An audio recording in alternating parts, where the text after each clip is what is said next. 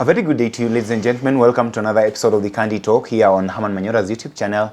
My name is Evan Sokinyi and I'm glad that you're here with us. I'm here with Wakili Willie Sotieno. How are you, sir? I'm fine, thank you. I saw your response the other time when you were associated with being one of the legal minds who are supposed to be helping the DP Gachagua fight his case, and your response about that, what was it all about? Why would these papers just decide to put your name there? I was equally surprised that people associated me with Gachagua. Whereas I don't support Gachagua'S politics and his posturing. My only contribution in this conversation is very simple. As you get rid of Gachagua, follow the due process of the law.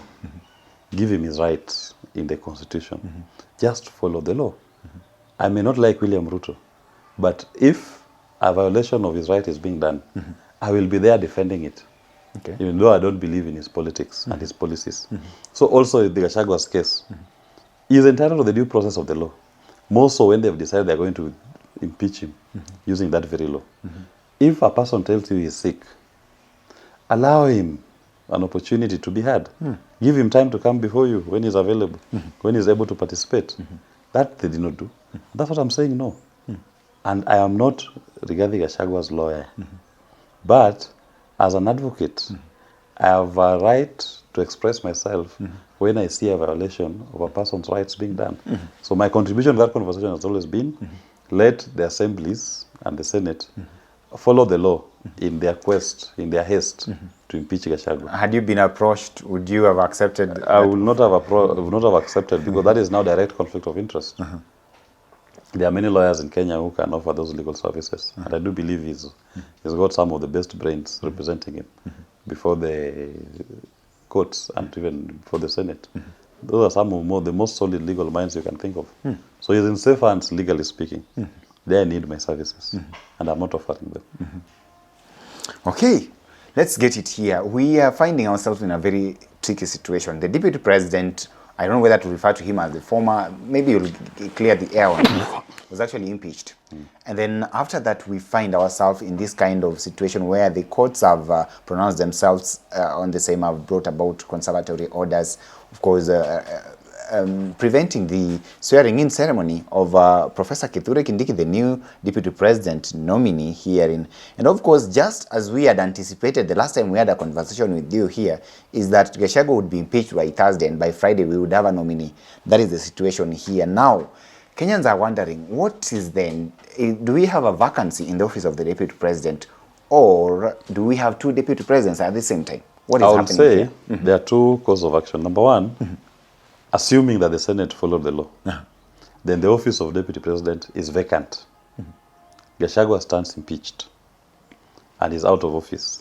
He is now pursuing that process in court. The second issue is the nomination of Kithure Kindiki. It's illegal. Why? Kithure Kindiki was nominated by William Ruto to be deputy president. The qualifications for a deputy president are set out in Article 137 of the Constitution. And part of that is the question of eligibility. For you to be nominated, you must be eligible. You must hold the minimum qualifications to be appointed. And one of the agencies to ascertain that the person is eligible, qualifies, is IEBC. And William Ruto, in forwarding the name of Kindiki, went to IEBC and got a clearance from IEBC indicating that Kithure Kindiki qualifies. It begs the question, which IEBC gave Kithure Kindiki the green light to be nominated? There is no chairman, there are no commissioners of IEBC. So IEBC, as presently constituted, does not have the legal mandate to nominate or to approve anybody for nomination as a deputy president. When the Gen Zs, who wanted to recall their members of parliament, wrote to IEBC to approve the collection of signatures, in a letter dated 9th of September 2024, Marjan, the CEO of IEBC, wrote to them and said, we don't have a chairperson and commissioners.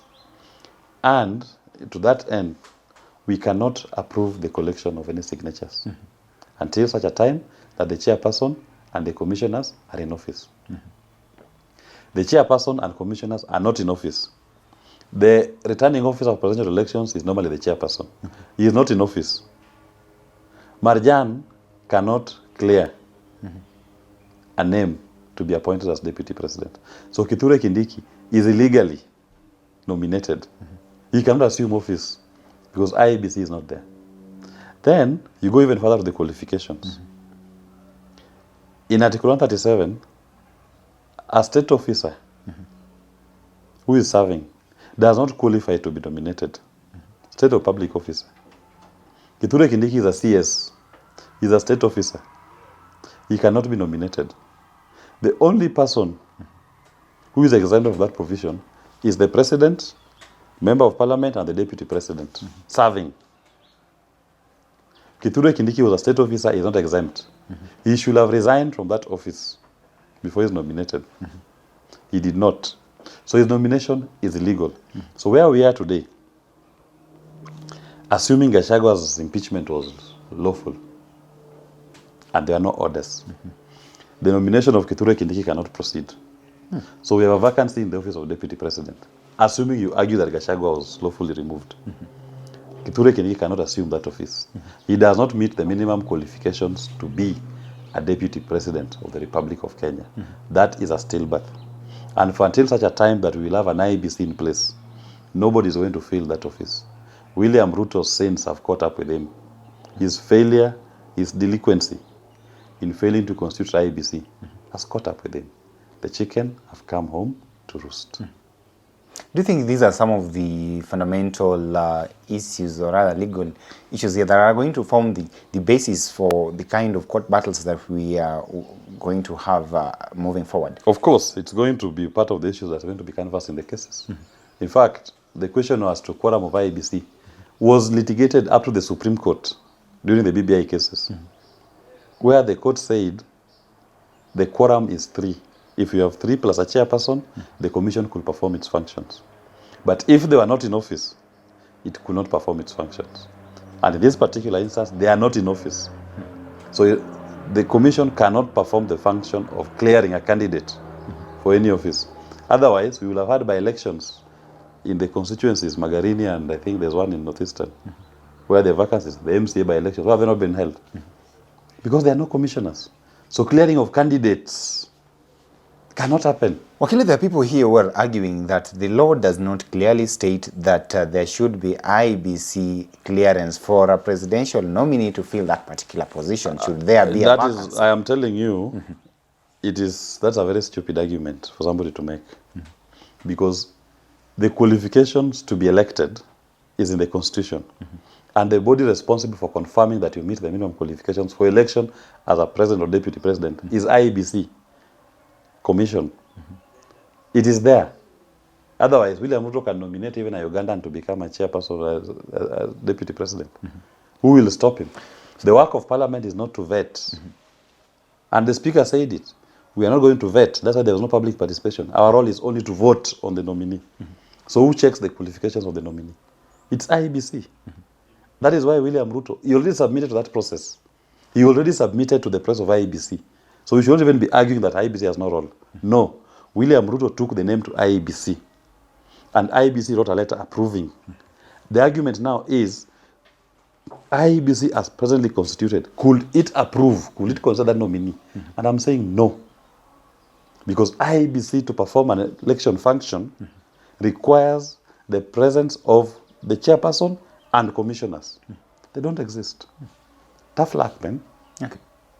Talk to me about what actually happened. And do you think that perhaps the fact that the Senate decided to avoid, or rather ignore, the apparent sickness of the former deputy president would perhaps be an issue here that would be discussed in the courts? Because at the end of the day, he did not get his chance to respond. Of course, the point is, the right to be heard is in the Constitution. And the Senate, having been informed that the Gachagua was ill, had no choice but to give him an opportunity to appear before them. Suspend the sittings, and such a time that Gachagua is able to appear to give his evidence. And the wording of Article 149 is the deputy president must appear has the right to appear and the right to be heard. Two rights, right to appear and the right to be heard. And nobody calls sickness upon themselves. And nobody can predict that when they are going to be sick. It happens. That is a reason that sufficient enough for the proceedings to have been stopped, to allow the deputy president to be attended to by his doctors, then to sit before the Senate. If the Senate decided to proceed without considering his ailment, then they violated his right. Okay. And that will be a ground upon which the impeachment may be overturned by the court. In as much as they already had his response on paper. The right to appear and the right to ventilate your case is in the Constitution. So he had to appear. So you cannot say that because you've written, you lose your right to appear. No. And more so when the person has shown a desire to appear, only that the reason for not appearing is because of ill health. You give him an opportunity to respond, to appear before you, so that you can respect his rights. Talk to me about his revelations immediately after he set foot outside, of course, Karen Hospital. All those things that the deputy president said, what do you make of them? It is good that he now speaks, and he should speak more and more often, and tell us everything. Because somewhere here lies a truth. And I'm saying that because Gachagua, of all the things he's been accused of doing, Gachagua was doing them to defend William Ruto. He was William Ruto's number one parrot. He was doing them to please his master. Now that the master has decided to kick him out, he is free to tell us the real reasons.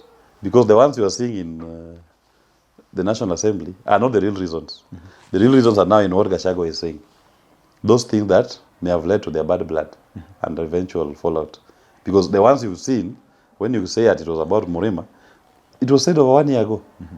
And William Ruto and his people cheered. The shareholders was in their coalition agreement. Those are not the real reasons why he was being impeached. It is these ones that he's saying outside, that is now saying, those are the ones that we want to hear more. Let him give us particulars and more details why he was being impeached. And we believe what he says, not the things that are being said in Parliament. Yes. Going by the manner and nature in which this whole process has been handled by the government of the day, of course, the deputy president attributed to the fact that the sole person behind his predicament right now is the president. Would you then say that perhaps President William Ruto has actually directly shot himself on the foot? Of course, there will be political repercussions. In any event, William Ruto had lost the people of Kenya anyway. Gachagua is just adding fuel to a raging fire. He has shot himself in the foot, and his Waterloo will come. His day of reckoning is coming sooner. He's lost one ally, the revolution has gained one ally. So, let it continue. Let the heavens fall in the quest for a new Republic of Kenya. Okay. So the revolution has gained a new person. The revolution has gained a new partner. In the name of former Deputy President Rigathi Gachagua. And he will come with more info, more ammo. On what is actually happening in the country. Yes. Well, ladies and gentlemen, thank you for tuning in to this conversation. And of course, if at all you're watching us for the first time, kindly subscribe to our channel here and stay tuned to some of our programs that will be coming up next. Remember, you're free to weigh in on this conversation and tell us whether you agree with what Wakili Willis Otieno here, of course, the deputy party leader of Sabina party is saying here, ladies and gentlemen. Thank you for watching. Till we have this conversation again, have yourself a lovely day. My name is Evans Okinyi.